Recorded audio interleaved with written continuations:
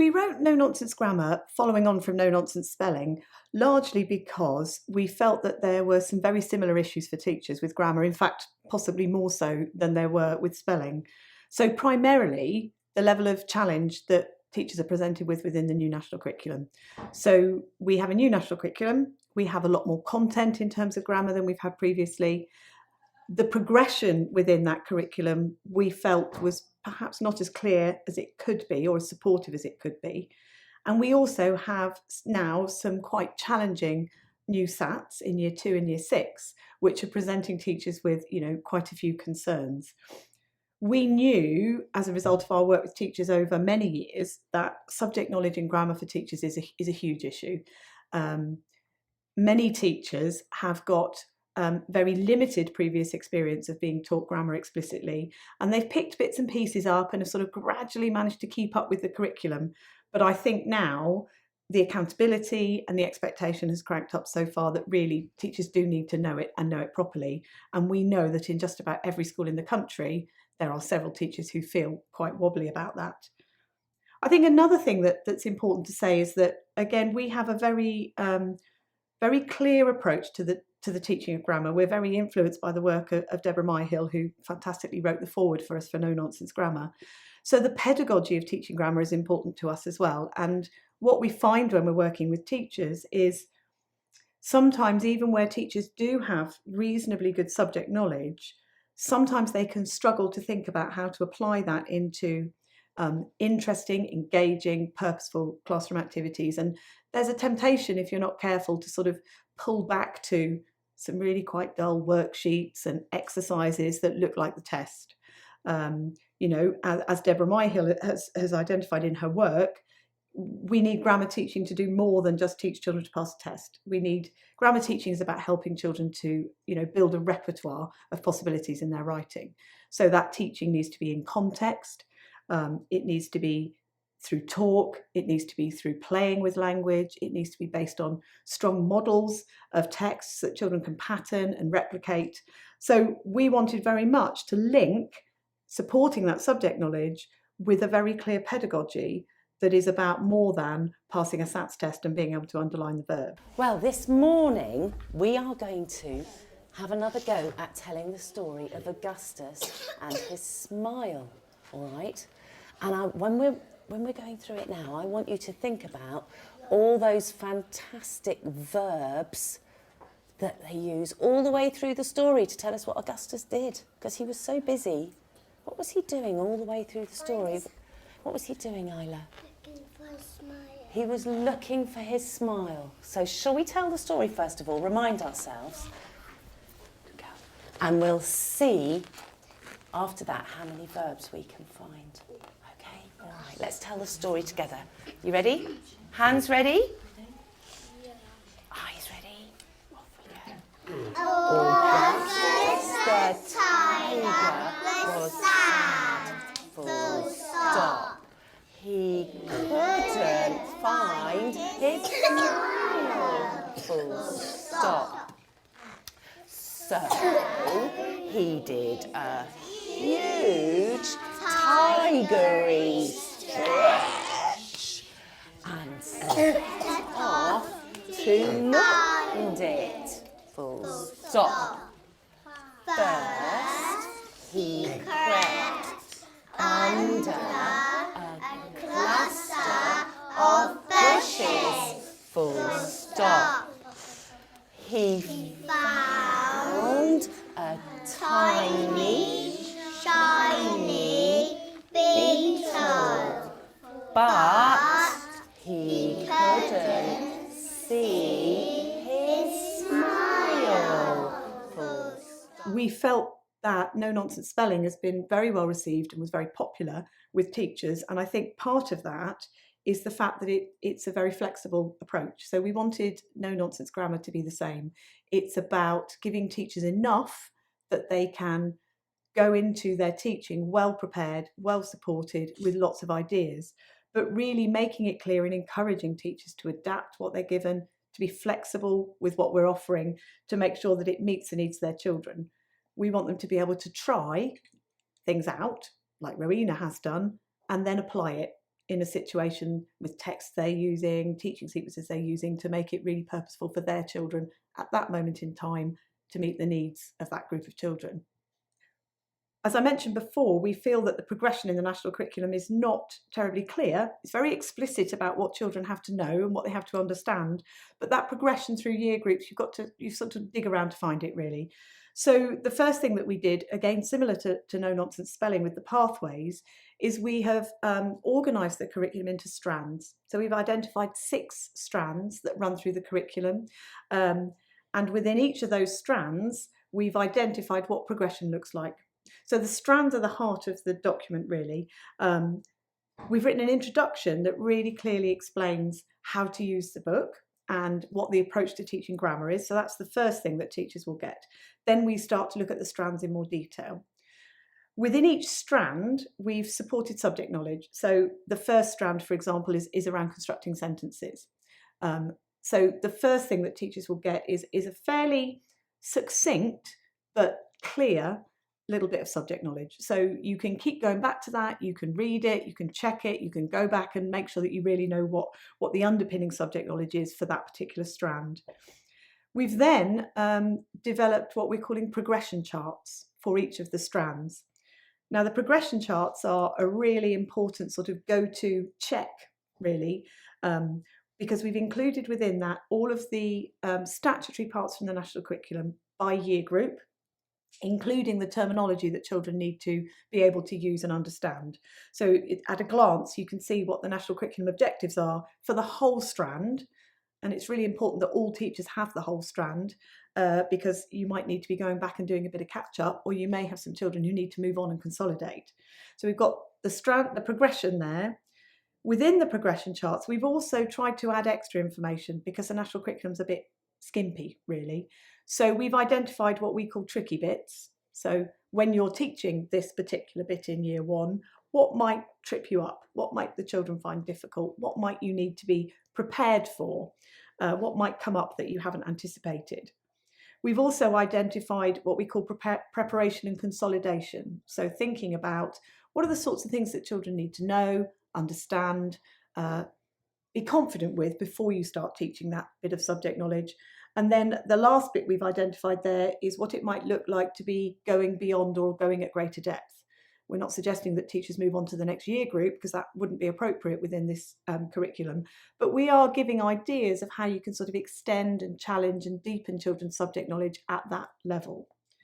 So that's the main part of the beginning book, and all of the books will have that section in it that has the introduction and the progression charts with the subject knowledge for all of it. What we've then done is taken each phase, so we've got year 1 and 2, 3 and 4, 5 and 6, and we've looked for each strand and identified activities that teachers could use to teach that. It's worth just noting that we've identified 6 strands, see if I can remember them. We've got sentence construction, nouns and noun phrases, verbs, adverbials. Those are the 4 core strands. Then we have 2 further strands, one which is on cohesion and one which is on punctuation. So that's strands 5 and 6. Those 2 strands don't have separated out activities. They've been embedded into the other 4 strands. So when we move into the activities part of the programme, you will find activities for the first 4 strands within each phase. Would you like to show us pranced? Yes, can you show us what pranced looks like? Would you like some other people to help you? No, you're going to give us an action for pranced. What might you do? Shall we all stand up and do pranced? Let's all stand up and do pranced. There was a picture of the horse, wasn't it? And the horse does that. So that's prancing. Okay, can you imagine a tiger prancing like that? Shall we? What's the next one, Kira? Parading. Can we all do parading? Absolutely. Fantastic. And sit down. The activities are organised a bit like no nonsense spelling in that we broadly follow a teach, practice, apply model, but it's not a rigid teach, practice, apply. You might actually go teach, teach, practice, practice, teach, apply. Yeah, there's a real sort of flexibility to that model. It's important to note, I think, that the activities are often quite broad, quite generic activities. So, for example, if we think about what Rowena was doing this morning, the basic activity in No Nonsense Grammar was teaching children how to hammer a verb. And we would have provided resources for that so that you could introduce that concept and that activity to the children as a standalone idea if you wanted to. What's the word that tells us about the tigery stretch, Kira? Look at it. Let's have a look and see if we can pick it out. So he did a huge tigery stretch. What's the verb in that? Stretch. Ooh, well, Did. you can... Good girl. Stretch can be a verb. It's not there, but you're absolutely right. It's the did, isn't it? He did. So that's our hammer word. Can we say that bit now? Remembering to hammer our verb. So he did a huge tigery stretch. So we need to put a hammer, a verb mark, on there because that is our first verb. But the idea is that you would then use and reuse and repeat and keep going back to those core activities in different contexts with different books linked to your own curriculum so that the children build up their confidence. So all of our activities are designed to be repeated. So if you look at it and think, oh, I haven't got enough activities here to do grammar for a whole year, you have, because the idea is that you would not use the same resources each time. Grammar has to be revisited and secured and consolidated, because even if children appear to understand it within one lesson, come back to it tomorrow and the day after, and that understanding won't be secure. And we need them to be really secure because we want them applying it in their writing ultimately. All of the activities have resources provided. So where you need sentences to exemplify, we've provided them.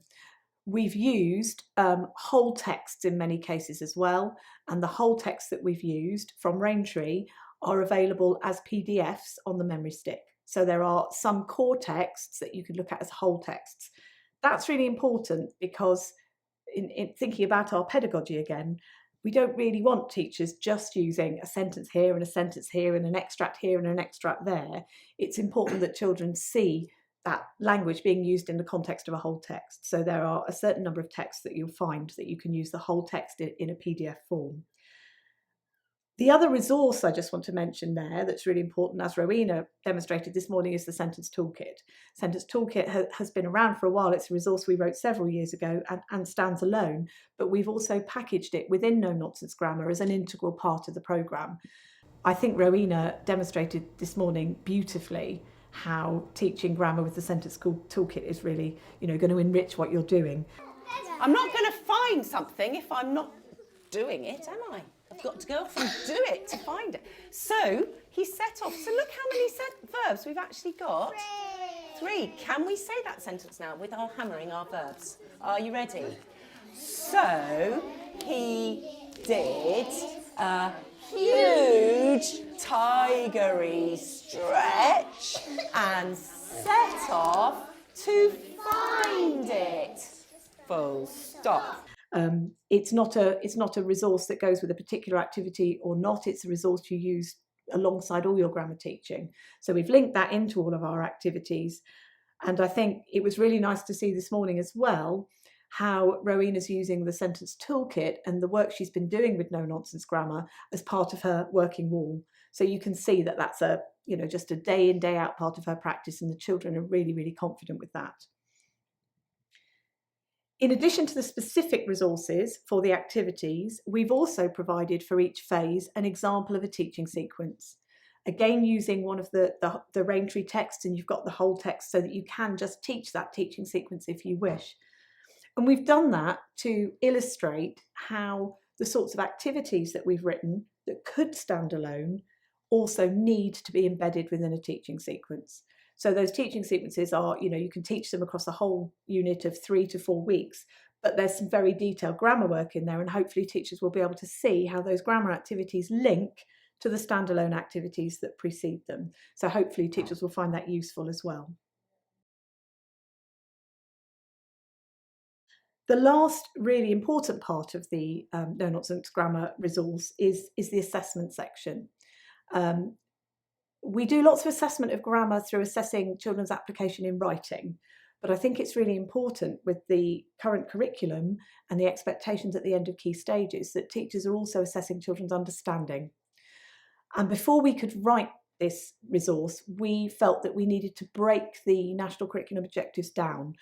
So what we've done is for each strand within each phase, we've then broken the expectations from the curriculum down into assessment criteria, which detail what children need to know, understand, and be able to do. And it's those assessment criteria that we've then linked as learning objectives for the activities. Within the assessment criteria that we've written, we've made sure that they are really closely linked to the 2016 interim framework expectations for Year 2 and Year 6.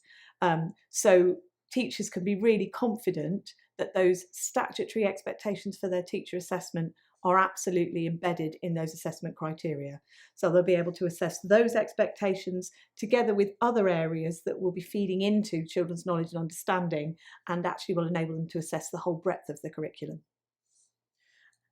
We've built assessment activities into the programme and the activities, so quite often the apply will be an assessment opportunity as well, so teachers can begin to see whether children actually have understood what they've been teaching. In addition to the assessment criteria and the apply activities, we've also provided a diagnostic assessment activity, which we hope will enable teachers to take a step back periodically and review their children's understanding of the core concepts that they need to be teaching. And that activity is, again, a generic activity, which is repeated in each phase, is designed to be done with a teacher and a group of children. So it's a practical activity. And the assessment model is an observational model. It's not, fill out this sheet and tick it off. It's teachers watching children and listening to children, what they understand and what they're able to do. It's basically an activity involving cards where children build, break, make, extend different sentences, looking at the different parts of language which have been colour-coded on cards. So the generic activity can be used in Year 1 and in Year 6. Exactly the same activity. But what we've tried to do is to adapt it for the specific areas that children are being taught within the phases as well. So we've varied the resources. So we've got different themes for the assessment activities. So the basic activity looks the same, but in Year 5 and 6, you're doing a non-fiction. The example sections of sentences come from a non-fiction persuasive text about the environment. So they're more challenging and more age appropriate, but the basic activity stays the same. And then there are add-on activities that you can do to assess particular things within the phase.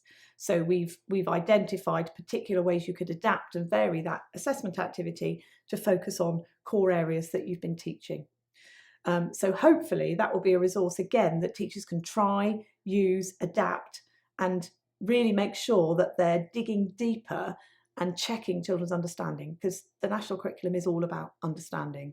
It's not about just being able to do it and tick it off. Children really need to understand this stuff. They need to be able to find it. They need to be able to copy it. They need to be able to demonstrate the use of these features in writing. And Rowena mentioned it too. They need to be able to explain their understanding. No Nonsense Grammar has been organised into 3 phases. So we have a Year 1 and 2 set, a 3 and 4 set, and a 5 and 6 set. And within each of those sets, we'll be providing enough books for a teacher from Year 1 and a teacher from Year 2 to have their own book. 3, 4, 5, 6, the same. Much as No Nonsense Spelling, you will have all of the resources in a hard copy in the book, so the resources are photocopyable and all the lessons and activities are there within the book. But we're also providing a memory stick that will have all of the activities, the resources, the progression charts, everything available on a memory stick. Because again, we want teachers to be able to use and adapt the resources as much as they need to.